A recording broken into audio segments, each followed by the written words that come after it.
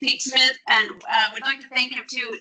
University Analytics sponsored the AI Con book, and also these are all free for us. So during the break, come take a book. So these are free for everybody. They were kind of extra from the Pondering AI series. Are you going to be doing that? Yes. Okay. Yes.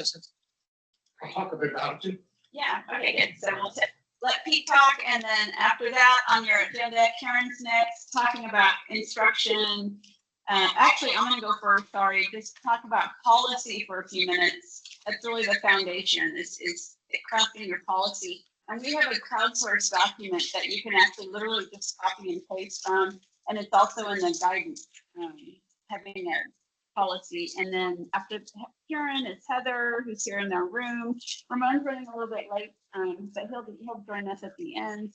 We'll have time for Q&A and then a short break. Because this is a whirlwind, feel free to type on Teams too. I'll be checking it. I'm on line 24/7. So thanks, Pete. Oh, yeah. Sorry. So let's give him a round of applause. Thank you for About coming. 15 minutes. I think Peggy's going to come up with a big change. I'm dating myself right on the outstage at 14. Good morning. Thank you. This is an exciting event today. Also, a fairly auspicious day if you were reading your email about AI this morning. So we believe at noon, OpenAI, they're teasing a live stream for 24 hours. It's going to roll out GPT-5. So maybe we can put the live stream up while we're eating lunch and see if that's actually what's coming out. But they've been dropping some not so subtle hints since yesterday afternoon. The question I've been sitting with and thinking about for the past couple of years, and I wanted to share that question because I think and hope that many of you will face the same question, is how can we be fans, crusaders as I call us, for AI, at the same time keeping the critical bent that all of us have because we're in academia, asking those hard questions about the tools and maybe thinking about some of the more negative aspects of how they were developed, how they're used, how they perform for different audiences, what their sociological impact is. And I'll tell you my answer to this question at the end. I hope you'll think about it. I'm going to actually talk more about the critical side than the crusader side today, because I think I fall, many of you fall in both camps. And hopefully through this conversation, you'll have a chance to think about what it means to be, to sit with that contradiction. I've been using language models, teaching them in modern languages probably since the early 2000s. The large language models we have today stem from a flavor that burst onto the world in 2017, but we've been using large language models for decades. We teach them in modern languages. We teach our students to use them, to build them, to think about them. Sometimes they have a name like machine translation. If you think about Google Translate, which comes onto the scene in 2005, 2006, one of the first large-scale uses of large language models. And as I said, didn't spring up with OpenAI in November of 2022, although frequently people talk about that being the heyday of it.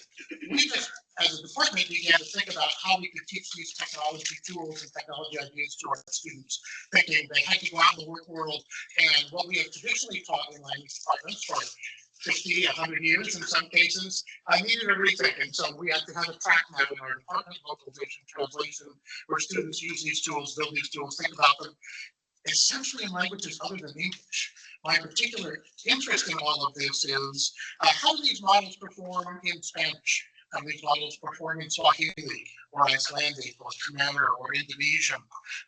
And how does the world come to these tools as opposed to just, say, English speakers? And that's really what our modern language students are thinking about. I use these tools in my classrooms, just as you do. I will be sitting today learning what we have available here at UTA and thinking about how to use it in my classroom. It's in my Canvas shell already. If any of you look at my phone, I took a screenshot the other night, and there are more than a few language models on my phone. And like all of you, I'm in the Heights stream. It's a nonstop stream, basically.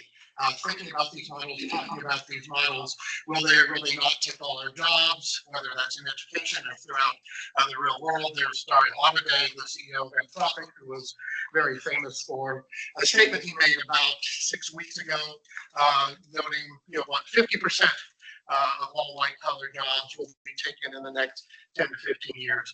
By the way, those of us who follow those and look at those statistics, we think Dario just made that number up. He really doesn't have any statistical basis or research to back that up, but that's very typical of AI hype these days. Where I went bad was about 2019. I did that thing my mother warned me against. I fell in with a crowd.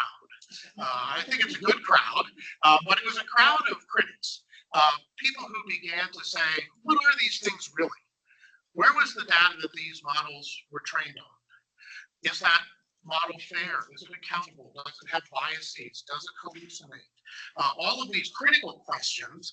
And what you're going to leave with today, I hope more than anything else outside of this question, can we live in this place of complexity, crusader plus critic?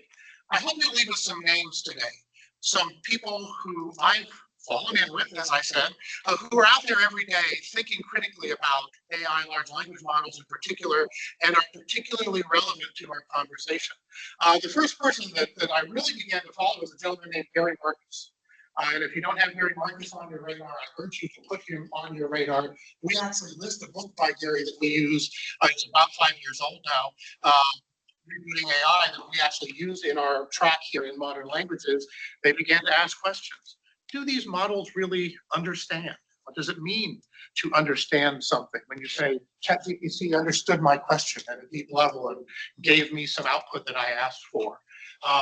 And you'll notice a couple of other faces. If you're in the AI world, you might mention or see Jan LeCun, the AI scholar, and the linguists and language people here will almost certainly recognize Noam Chomsky on the screen as well. A fierce critic. Professor Chomsky's view on this is large language models teach us essentially nothing about human language. Why are we even bothering? Which is an interesting viewpoint. These critics didn't spring from nowhere. We've had a pretty good string of individuals and writers thinking about large language models. Sometimes we'd call them search, for example. And so many of you may know Sophia Noble's name. She began writing in the mid-20-teens talking about bias in search. And her most famous book, of course, is Algorithms of Oppression. And this thread, I'm even going to leave you with a conference name. If you've ever heard of the FACT conference, I would urge you to write it down. They just finished meeting in Greece this summer. I think they're going to be in Montreal next summer. This is the Fairness, Accountability, and Ethics Conference around AI. It's the biggest international event that really starts to begin to ask these questions. Are these models landing in society in ways that are fair, accountable, ethical, biased or unbiased? Not even to mention some of the other things we'll talk about in a few minutes relative to, say, ecology or the environment. And so Gary Marcus or an Emily Bender didn't just spring from the head of Zeus. They've been scholars who've been really thinking about these critical looks at language and language automation. It's a vibrant thread. It's a vibrant group of people who are thinking about what these things are and how we use them. The critic that probably first caught my attention and has most influenced me is, not surprisingly, a professor of linguistics at the University of Washington, Emily Bender. Emily has actually spoken at several of our events here virtually, and she is most famous. Well, she's famous for a number of things, but she's probably most famous for a paper you may have heard about known as stochastic parents. This was a scholarly paper in 2019 that she wrote with several members of the Google ethics team. And if you have not heard the story of this drama, I urge you to look up her name and look up the name of Tim Gabru. In essence, when they started asking very basic questions, right? 2019, still fairly early in the world of transformers. What are these models? Are they too big? Do we have a good handle on how they're trained? And can we address questions like bias and fairness? And the way that Google reacted was to essentially fire everyone on the ethics team, and especially those whose names were on this article. It's a much more subtle and much more complex and nuanced drama than that, but really brought to the attention of the world this question: what do these things do? Are they really just parroting language back based on training data. She uses the phrase stochastic parents. This is really a defining article, certainly in my world. And like the Kennedy assassination, there are people who will tell you where they were when they first heard about parents, right? These are, and actually, as Professor Bender would tell you, this is not such a critical question, right? What are these models? Do we have good information about the data that trains them? How can we act as a result of that? They didn't really see that as terribly threatening to a company like Google, but in the end, it proved to be very threatening to a company like Google. I urge you to follow her, whether it's, I believe since I've done this slide, she's mostly moved off Twitter and is on Blue Sky. I'll update that so that you have a good chance to follow and listen to her. She's regular on podcasts, webinars. She runs a particular webinar, weekly or monthly webinar I'll tell you about in a few moments here. She's also the co-author of the book that her brand new book is just out with Alex Hanna, another member of the Google team that was fired during that drama in 2019. That's a key name. If you want to think about these models and the work that's happening in AI, Emily Bender is a key name. She asks questions like, what does understanding mean? It's not just enough to produce language. What does it mean in human context? What does it mean in a linguistics context? And she started a trend where people began to say, what's negative about these particular models? We know they hallucinate. You can't see, it's a little hard to see here, but we asked an early version of GPT, what is the time shown on the clock? And it says 10:07. We know that these models struggle with a wide variety of give and take and language, although they can be very impressive in their output and their ability to say, help a student write or develop a document or write an email. We know that they tend to have visible biases, and there are a large number of biases, but one that's particularly worrying is gender bias. We know that there are huge hidden labor questions around these models. They also do not spring from the head of Zeus. There are typically hundreds or thousands of data labor people working oftentimes for very low wages in countries throughout the world. I think by any definition we would call exploited, that are part of the development process of these models. So there are folks who work with the notions of labor and hidden labor around the models. There are people who worry about the mafia that control these models. This is actually a picture from a Russian film. A lot of you recognize it about the Russian mafia. Essentially, the big 7 companies that run these models and create these models at scale, such as OpenAI. What do we think about the power structure of who makes and who controls? Who has enough data center capability to build and release a new model like OpenAI is going to do at noon today?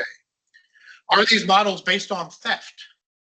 Is the data that's going into these models? This has been a news story for some years, and it's a news story. You can see it in the news every day.